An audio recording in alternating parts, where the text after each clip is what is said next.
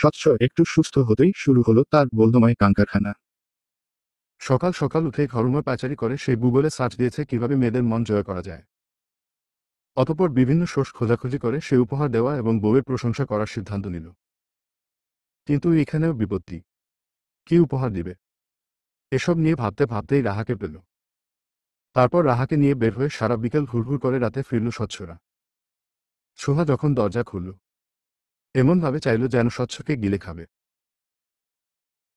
স্বচ্ছ বুকাবুকা চোখে তাকায়, চোখে হেসে বউয়ের প্রশংসা করার উদ্দেশ্যে বলে, সুহাসিনী, এভাবে তাকাচ্ছ কেন?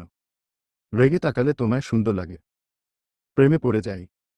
স্বচ্ছ যদিও মন থেকেই প্রশংসাটা করল, কিন্তু সোহা বিরক্ত হল। অহেতুক এই প্রশংসায় সে গলে গেল না, বরং বোনের আর স্বচ্ছর হাত ভর্তি শপিং ব্যাগ দেখে বিরক্ত গলায় শুধাল। এতক্ষণ সময় ধরে দুইজনে কোন রাজকার্য উদ্ধার করলেন। আর হ্যাঁ, আপনার না জ্বর? পরশু তো উঠে বসে খেতেও পারছিলেন না। স্বচ্ছ দাঁত খেলিয়ে হেসে দেয়, তৎক্ষণাৎ উত্তর করে, বউয়ের সেবা পেয়ে সুস্থ হয়ে গেছি। একেবারে ফাইন। দেখো কপালে হাত দিয়ে। জ্বর নেই। ভালো, তাহলে কাল সকালে এখান থেকে চলে যাবেন। দাদাজান পছন্দ করছেন না আপনার থাকাটা। আর পাড়া প্রতিবেশীও অনেক কিছু বলে বেড়াবে আপনি এভাবে থাকলে। স্বচ্ছর খুশি খুশি মনটা এক মুহূর্তেই বোধহয় নীরব হয়ে এল। চাপার আর লাগল, তুমি খুব অহংকারী সুহাসিনী। সবসময় এমনভাবে অপমান করো যেন মনে হয় আমাকে একটা সাধারণ মানুষ হিসেবেও গণ্য করো না তুমি। সোহা সরু চোখে তাকায়, ফোঁস করে বলে, গণ্য করার পথ রাখেননি তাই। কথাটা বলেই সোহা বিরক্ত মুখে চলে যায় সেখানে থেকে, স্বচ্ছ তত্ত্বশ্বাস ফেলে। এক নজর সোহা চলে যাওয়ার দিকে তাকিয়ে পরমুহূর্তে রাহাকে বলে উঠে, সবসময় মেজাজের 12টা বাজিয়ে দেয় তোমার বোন। কত সুন্দর প্রেম নিবেদন করে গিফট করতাম শাড়িগুলো। তা না, আমার প্রেম নিবেদনের আর মুডই রাখেনি। রাহা হেসে উঠে, বিনিময়ে বলে উঠে, রাগ করবেন না ভাইয়া, আমি আছি তো। আপু শেষ অবধি আপনার হবেই, চিন্তা করবেন না। স্বচ্ছ হতাশ হয়ে শ্বাস টানে, তিমির করে বলে উঠে, ওই ভিলেন দাদাজান তো চায় না। মনে হয় না শেষ অবধি তোমার বোনের সে আমায় দিবে। আচ্ছা, যদি ওর বিয়ে অন্য কোথাও দিয়ে দেয় তোমার ওই ভিলেন দাদাজান? আপনার সাথে তো ডিভোর্স হয়নি এখনো, কি করে দিবে? স্বচ্ছ দাদাজানের প্রতি রাগ ফুঁসে, নাক ফুলিয়ে নিয়ে বলে উঠে, দিতে চাইলে কিন্তু আমি সোজা বউ নিয়ে ভাগব। একচুলও ছাড় দিব না। সাহস কত, আমায় নোটিশ পাঠালো? রাহা ফের হাসে, বলে, নোটিশ পাঠানোর 90 দিনের মধ্যে বিবাহ বিচ্ছেদ এমনিতেও কার্যকর হবে না। আপনার হাতে আরও অনেকদিন দুলাভাই। চেষ্টা করে যান, আপু ঠিক রাজি হবে। স্বচ্ছ বিড়বিড় করে বলে উঠে, 90 দিনকে কমিয়ে তোমার দাদাজান ষড়যন্ত্র করে 15 দিন বানিয়ে দিয়েছে। লা ষড়যন্ত্রকারী দাদাজান। রাহা এবারে হেসে জিজ্ঞেস করে, ভালোবাসেন আমার আপুকে? স্বচ্ছ চুপ থাকে, প্রশ্নটা নিজেই নিজেকে করে থমকে যায়। তার কপালে কি এই অস্থিরতা, এই দুর্বলতা আসার কথা ছিল? সে তো ভাবেনি কখনো এভাবে সে দুর্বল হয়ে যাবে কোন নারীর প্রতি। স্বচ্ছ দীর্ঘশ্বাস ফেলে উত্তর এড়িয়ে গিয়ে বলে উঠে, ভালোবাসলে কি কি প্রমাণ করা লাগে রাহা? রাহা উত্তর করে, ভালোবাসা প্রমাণ করার বিষয় নয় দুলাভাই, ভালোবাসা হলো অনুভবের বিষয়। তখন রাত। স্বচ্ছকে আলাদা রুমে অর্থাৎ দাদার সাথে থাকতে দেওয়া হলেও রাহার সাহায্য নিয়ে সে কিছু সময়ের জন্য সোহার রুমে গেলে পা টিপটিপ করে বিছানায় বসে সোহার জন্য কিনে আনা শাড়িগুলা রাখল সোহার মাথার কাছেই। পরমুহূর্তেই একটা চিরকুট রাখল। স্বচ্ছ তাকায় ঘুমে থাকা মেয়েটার দিকে। অল্প আলোয় নিঃসন্দেহে মায়াবী বোধ হচ্ছে। স্বচ্ছ একটু ঝুঁকে কয়েক সেকেন্ড এক পলকে তাকিয়ে থেকে শুধায়, তুমি আমার প্রথম অস্থিরতার সুহাসিনী, তুমি আমার প্রথম অনুভূতি, তুমি প্রথম যার কথা আমি ঘুমোতে গিয়েও ভাবি। বউ না তুমি, বউ হয়েই থেকো আমার। অন্য কারোর বউ হতে কিন্তু আমি দেব না সুহাসিনী। Mind read. কথাগুলো বলেই স্বচ্ছ পা বাড়াল রুমে বাইরে। তার ঠিক মিনিট দুয়েক পরই রুমে এল রাহা। ইচ্ছে করেই সোহাকে জাগিয়ে দেওয়ার জন্য ঠেলে বলে উঠল, আপু, এই আপু, তুই কি ঘুমের মধ্যে শপিংয়ে গিয়েছিস? তোর কাছে এতগুলো শপিং ব্যাগ কেন? ছোট বোনের ডাকে সোহা বিরক্ত হয়। চোখ কাচুমুচু করে উঠে বসতেই রাহা আলো জ্বালাল। শপিং ব্যাগ সামনে রেখে বলল, দেখ দেখ, এগুলা তোর মাথার কাছে ছিল। সোহা তাকায়, মনোযোগ দিয়ে দেখে বুঝতে পারে এগুলো স্বচ্ছর হাতে থাকা সে শপিং ব্যাগগুলোই। আর রাহার হাতে যেগুলো ছিল ওইগুলো রাহার জন্য কিনে দিয়েছে সম্ভবত। সোহা রাহা এবং স্বচ্ছর এই নাটক বুঝে উঠে বিরক্ত কণ্ঠে বলে, কি শুরু করেছিস এসব? তুই নিজেই ওই লোকের হয়ে এগুলো এখানে রেখে এখন নাটক করছিস। মার লাগাবো। আপু, দেখ, দেখ না ভেতরে কি আছে, দেখা না কি দিয়েছে। দেখাবো না। তোকে কি দিয়েছে তা কি জানতে চেয়েছি আমি। আমাকে আমাকে তো শুধু 3টা শাড়ি দিয়েছে আপু। বেশি না। 3টা শাড়ি। তাও কিনা বেশি না। সোহা রাগ ফুঁসে। তাকে আগে গিফট না করে তার বোনকে কেন গিফট করবে? কি সম্পর্ক তার বোনের সাথে হওয়া? পুরুষ মাত্রই ছোকছোকে স্বভাব। বিশ্বাস নেই। সোহা বাঁকা চোখে তাকায় বোনের দিকে। কিছু বলতে নিবে ঠিক তখনই রাহার ফোন বাজে।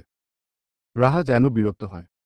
নিরাশ স্বরে বলে, কোন ছাগল যে এই রাত বিরাতে আমায় কল দিচ্ছে এটাই বুঝে উঠছি না আপু। কল যখন দিচ্ছিসই কথা তো বলবি নাকি? অথচ কথাই বলছে না। কল করে চুপ করে বসে আছে। কথাগুলো বিরক্ত হয়ে ঝাঁঝালো স্বরে বলতে বলতেই রাহা জানালার পাশে গেল। ঠান্ডা বাতাস শরীর ছুঁয়ে যেতেই কল রিসিভার করল সে। বিরক্ত হয়ে বলে, সমস্যা কি ভাই? কে আপনি? রাত দুপুরে কল দিয়ে বিরক্ত করছেন কেন বলুন? ওপাশের মানুষটা কথা বলে না, শুধু নিঃশ্বাসের শব্দই ভেসে আসে। রাহা ফের বিরক্ত হয়ে কল রাখল। অথচ একটু পর আবারও কল এল। রাহা ফের কল তুলল। কিন্তু এবারেও নীরবতা। কোন শব্দ নেই, কথা নেই, কেবল নিঃশ্বাসের আওয়াজ। রাহা ঘুমিয়ে পড়তে শোয়া শাড়িগুলো দেখল নিজে একা একাই। শাড়ির সাথে অবশ্য মিলেছে কাজল, আলতা, হাতের চুড়ি, রূপোর নূপুর এবং একটা শুকনো বেলিফুলের মালা। সাথে একটা চিরকুট। সোহা বুক ধুকপুক করে। বোকা লোকটার বোকা কাণ্ডকারখানা দেখে তার ইচ্ছে হয় বকাঝকা করতে। একসাথে এত কিছু গিফট করে কে?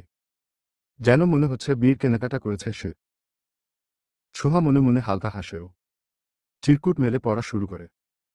সুহাসিনী, আজকে রাতে তোমায় শাড়ি পরিহিত অবস্থায় দেখতে পারি। একটা বার দর্শন দিবে। অপেক্ষায় থাকবো ছাদে। সোহা পুরো রাতটা এই চিরকুট হাতে নিয়েই কাটিয়ে দিল তীব্র অস্থিরতায়। সে শাড়ি পরবে, ছাদে যাবে, নাকি পরবে না, এই দ্বিধা নিয়েই সারাটা রাত কাটল তার। পরমুহূর্তেই কি বুঝে মায়া হলো যখন প্রায় ভোর হয়ে আসবে তখন। হুট করেই হৃদয় গলল তার। একটা লাল শাড়ি হাতে নিয়ে আয়নার সামনে দাঁড়ালো সে। তারপর যত্ন নিয়েই শাড়িটা পরল। এলোমেলো খোলা চুলে গুজল বেরিফুলের মালাটা। চোখে কাজল। পুরো এক নির্ঘুম রাত্রির অস্থিরতা নিয়েই সে রুম ছেড়ে বের হল। হৃদয়ে তখন ধুকপুক করা অনুভূতি। এই প্রথম সে ওই মানুষটার কথা রাখতে নিজেকে শাড়িতে সাজিয়ে তার সামনে যাচ্ছে। এই প্রথম। তখনও সকালের আলো ফুটেনি। আধো অন্ধকার। দূর রাস্তায় 2টা গাড়ি ছুটছে। আশপাশে কোথাও শোনা যাচ্ছে কুকুরের গলার শব্দ। সোহা পা বাড়িয়ে ছাদে গেল। আশপাশে ছাদে তাকাল। নাকে এল নিকোটিনের তীব্র গন্ধ। কানে এর স্বচ্ছর গলা। সুহাসিনী, অবশেষে একটা পুরো রাত অপেক্ষা করিয়ে দেখা দিলে বলো। সোহার বুকের অস্থিরতা আরেকটু বাড়ল বোধ হয়। প্রতিদিনের সাহসী সোহাকে আজ একটু নড়বড়ে দেখালো। কেমন যেন অপ্রস্তুত। তাকিয়ে দেখল স্বচ্ছকে। ঠোঁট এলিয়ে হেসে পরমুহূর্তে নিজেকে সত্য দেখানোর উদ্দেশ্যে বলে ওঠে, এখনো ছাদে থেকে গেছেন আপনি? কি করছেন এখানে? স্বচ্ছ নীরব দৃষ্টিতে চেয়ে থাকে। মৃদু আলোয় সোহাকে লাল শাড়িতে পরখ করে মনোযোগী হয়ে। মেয়েটাকে শাড়িতে বোধ হয়ে আরেকটু বেশি সুন্দর বোধ হল স্বচ্ছ। তাকেই থাকতে ইচ্ছে হল। বুকের ভেতর অনুভূতির শিহরণ জাগল। স্বচ্ছ পা বাড়ায়। সামনে এসে সোহার কানের কাছে চুলগুলো উড়িয়ে দিয়ে ঘোরলাগা স্বরে বলে, ভাগ্যিস ছিলাম, না হলে তো তোমায় শাড়িতে দেখা হতো না। সোহা কেমন যেন কেঁপে উঠে কণ্ঠটা শুনে। ঘাবড়ানো স্বরর বলে উঠে, আমি ভেবেছিলাম আপনি চলে যাবেন তাই এসেছি। স্বচ্ছ হাসে তার সাহসী বউয়ের এমন কথা শুনে, ঠোঁট বাঁকিয়ে বলে, শিউর। আমার তো মনে হচ্ছে আমি আছি বলেই তুমি এসেছ সুহাসিনী। সোহা চুপ থাকে কিয়ৎক্ষণ। নার্ভাস ফিল হয় তার। স্বচ্ছ এমনভাবে তাকিয়ে আছে কেন? কি দেখছে এভাবে তাকিয়ে? সোহার তো অস্বস্তি লাগছে এই দৃষ্টিতে। হাত পা ঘামছে। সোহা কিছুটা পিছু সরে কথা ঘোরাতে বলে। রাত জেগে কি কেবল সিগারেটই টেনেছেন? গন্ধে তো থাকা যাচ্ছে না। স্বচ্ছ হেসে উঠে। হেসে বলে, কি করব বলো, যাদের বউ থাকে না তাদেরকে সিগারেট দিয়েই শান্তি খুঁজতে হয়। আর বাসায় হলে তো তোমার ভিলেন দাদাজান আবার নেশাখোর বলেন না, সি মেরে বের করো দিত। তাই ছাদি বেস্ট। কথাটা বলেও ফের হাসে স্বচ্ছ। তাকিয়ে দেখে ফোঁটা ফোঁটা বৃষ্টি পড়া শুরু হয়েছে। স্বচ্ছ বুঝে উঠে এটা কিসের বৃষ্টি। সারা রাত সে জেগে থাকলো, ব্যবসা গরমে সিগারেট টানলো, অথচ বৃষ্টি নামল না। আর যখনই তার সুন্দরী প্রেয়সী শাড়ির সামনে উপস্থিত হলো তখনই বৃষ্টি নামল। এটা কি প্রেমের বৃষ্টি, নাকি আকাশও তার বউয়ের এরূপ রূপ দেখে মুগ্ধ? তাই বৃষ্টির মাধ্যমে বুঝাচ্ছে। স্বচ্ছ ফের বলে, এই অসময়ে বৃষ্টিটা কিসের বলো তো? প্রেম বৃষ্টি, নাকি বউ বৃষ্টি? সোহা কেমন করে তাকালো এবারে, যেন রেগে খেয়ে নিবে স্বচ্ছকে।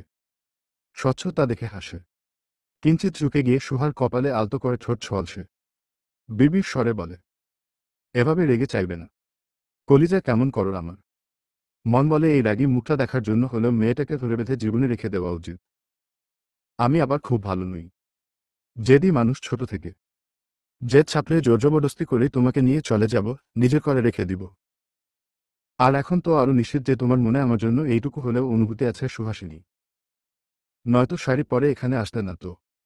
আমি শুধু কতটুকু আমার যাওয়া উচিত তা বুঝে নিতে এটা পরীক্ষা করেছি সুহাসিনী।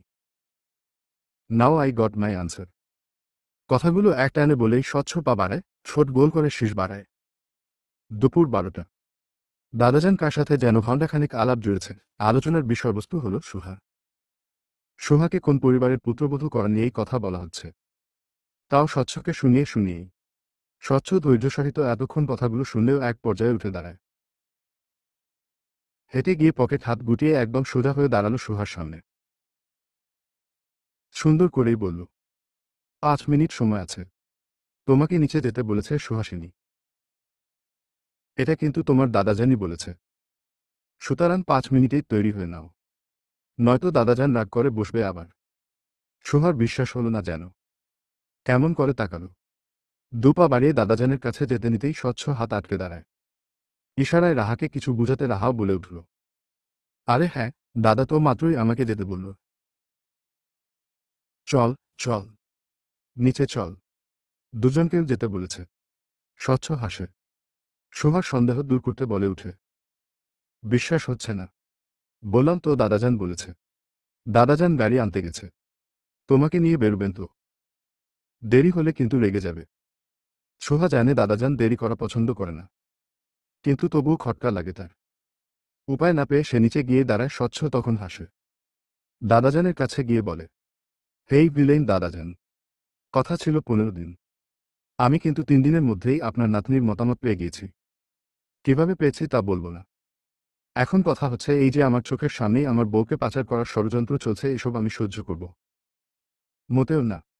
বউকে এখন নিয়ে যাব নিজের সাথে, তারপর একসাথে সংসার করব। হ্যাপি থাকুন হু। দাদাজান রেগে উঠলেন, এই ছোকরা, আমার সাথে শয়তানি দেখাচ্ছ? মেরে না হাড় ভেঙে দিব। স্বচ্ছ ঠোঁট বাঁকিয়ে বলে, এত সহজ? যদি এটা মার দিন তাহলে আপনার নাতনিকে ডিভোর্স দেওয়া তো দূর, সারা জীবন আঠার ন্যাজ লাগিয়ে রাখব। আপনার আশা তখন কিছুতেই পূরণ হবে না, বুঝলেন? কথাগুলো বলেই রুম থেকে বেরিয়ে বাইরে থেকে দরজা লাগিয়ে দিল স্বচ্ছ। ভেতর থেকে শোনা যাচ্ছে দাদাজানের আগত স্বর। স্বচ্ছ হাসে। আপাতত তার কাজ হলো নিচে গিয়ে তার বউটাকে গাড়িতে উঠিয়ে নিয়ে যাওয়া। আপাতত এটাই তার একমাত্র কাজ। চলবে। পরবর্তী পর্ব পেতে চ্যানেলটি সাবস্ক্রাইবও করুন।